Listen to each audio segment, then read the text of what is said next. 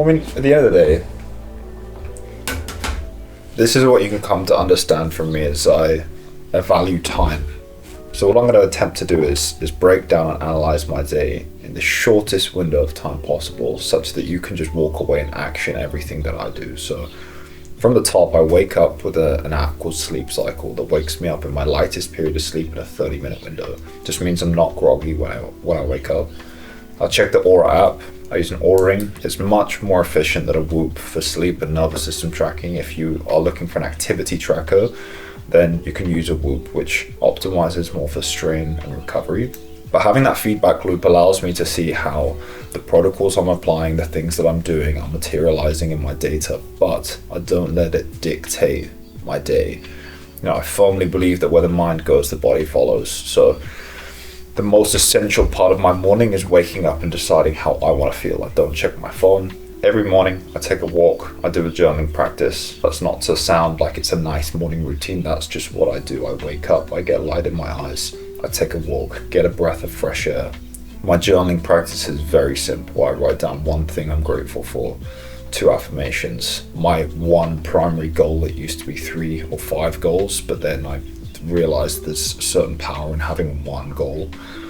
And that just activates the reticular activating system, which is a part of your brain that helps you pick out and spot what's relevant to you in the world around you. So if you're branding your goals into the forefront of your mind, you are seeing the world through their lens, if you will. The affirmations is just a form of priming. It's a bit of a Tony Robbins kind of, he's very big on positive affirmation. But really it just creates a state change. I can feel my body's chemistry change when I repeat an affirmation in my head. And then I plan my day, and it's more of a strategy session where I'm thinking about what's actually going to push the needle that day. Something that I should be honest with here is caffeine timing, because often where I'm walking to and where I do my journaling practice is a coffee shop. And naturally in the morning, cortisol is rising to help you wake up, and if you consume caffeine in those morning hours, it interferes with that natural production. Try and just drink decaf so that it can act as more of a ritual in that first hour or 2, and then introduce caffeine once your body's naturally produced cortisol to help you wake up. Here is where I would normally say that I do breath work every day, but to be honest, I think that breathwork, meditation, these are tools that you can use when it's appropriate. There have been times where every day for 6 months I breathe consistently. When I lived in Portugal, I walked down to the beach every morning and I did breathwork on the beach, and I've never felt better. Honestly, it was great. More often than not, especially if I'm living a highly demanding lifestyle, I'll do a meditation. And if I'm strapped for time, I'll do it at my desk. I will literally sit in my chair at my desk and do a body scan and then start my day. Alright, I'm going to think tangibly about the supplements that are actually going to have the greatest effect for you. I will put everything I take on screen. I'm sure we can work that up. Can't be too hard. Potassium. So potassium is the most overlooked supplement that you should be taking or should be considering. There's a huge craze of electrolyte solutions, electrolyte drinks, electrolyte packets. Unless you're doing intense exercise or excessively sweating from a sauna, you don't need these sodium heavy electrolyte solutions. Especially if you live a highly stressful, cortisol driven life, you tend to retain a lot of sodium. And if you're not excessively sweating, you don't need all of that sodium. And so you can either use an electrolyte solution where the ratio is shifted more towards potassium. But I found, and this was like discovering fire, that if I consumed potassium alone, and I just consume elemental potassium, then it balances that sodium potassium ratio in my body, which drastically reduces my stress response. The sleep stack, if you will. I've been taking magnesium consistently for 4 or 5 years, but taking in the evening magnesium, glycine, I take 2000 milligrams, and inositol, 1000 milligrams. It's just the perfect sleep and nervous system support. So my resting heart rate has been anywhere between 38 and 40 or 41. I can show you the data. And that's not by accident. And I don't train that much. I'm not hyper fit in that sense, but I'm very parasympathetic dominant because I breathe, I'm conscious of my breath, and I have a supplement protocol that supports parasympathetic tone. I'm a very big advocate for animal-based eating. Right now I'm kind of on a carnivore keto diet. I do it short term, but the way I eat is very simple. Regardless of whether I'm consuming carbohydrates, I will start my day low carb, eggs, mince, raw olive oil poured on top, feta cheese. Very simple. I'm allowing my body to use the energy that it already has stored. I'm not looking for it to switch over to carbohydrates and energy that is coming in. So I will gradually introduce carbohydrates over the course of the day, usually having my highest carbohydrate meal in the evening. How often do you rotate? I think 6 weeks to 2 months on a carnivore keto approach is good. If you go super strict with it, anywhere from 3+ weeks is great.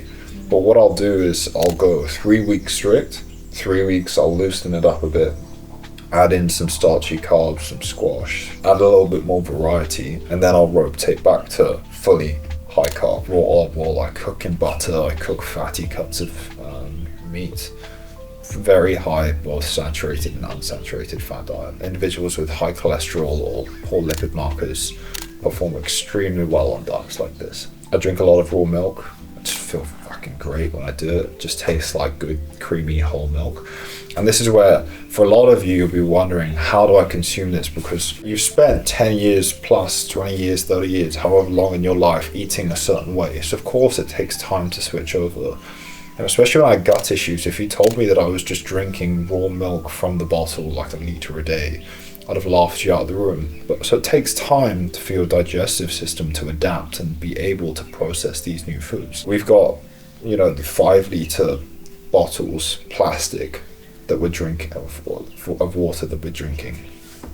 And that's fine, I'm okay with that. I don't drink just from glass. I don't drink the best quality water in the world all the time. When I have access to glass, I will drink from a glass bottle. I'll drink high quality water. Right, 2 things. One, I'm gonna run you through everything that I do in a week. Before that, quickly my wind down routine, because we've kind of gone through chronological order from the morning through to the demands of the day into the evening.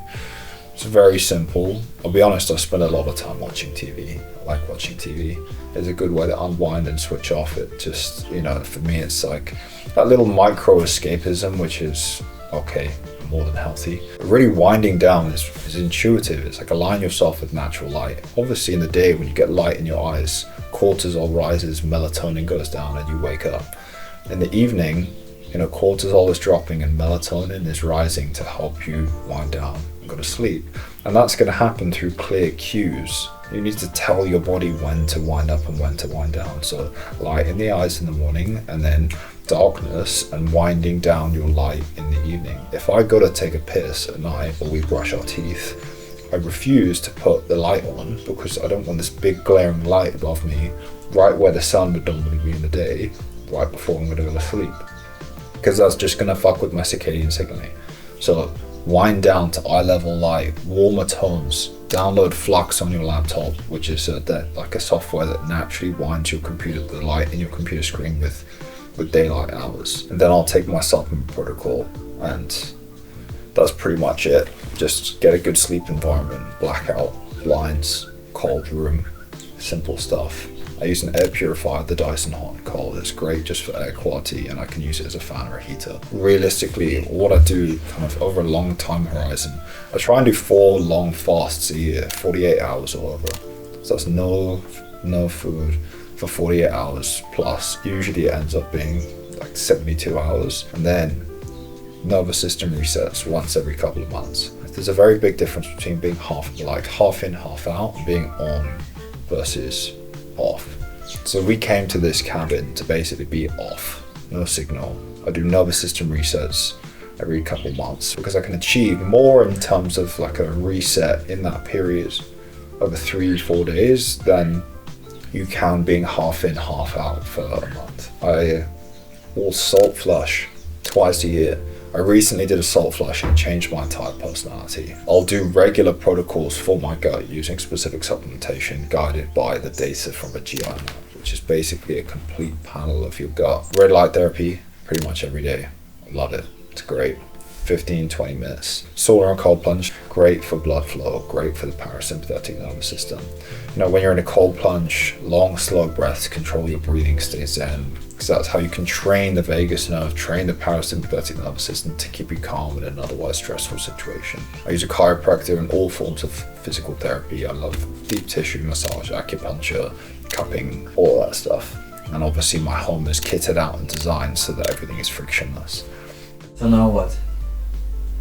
We're gonna document a complete 12-week roadmap to achieve total human optimization.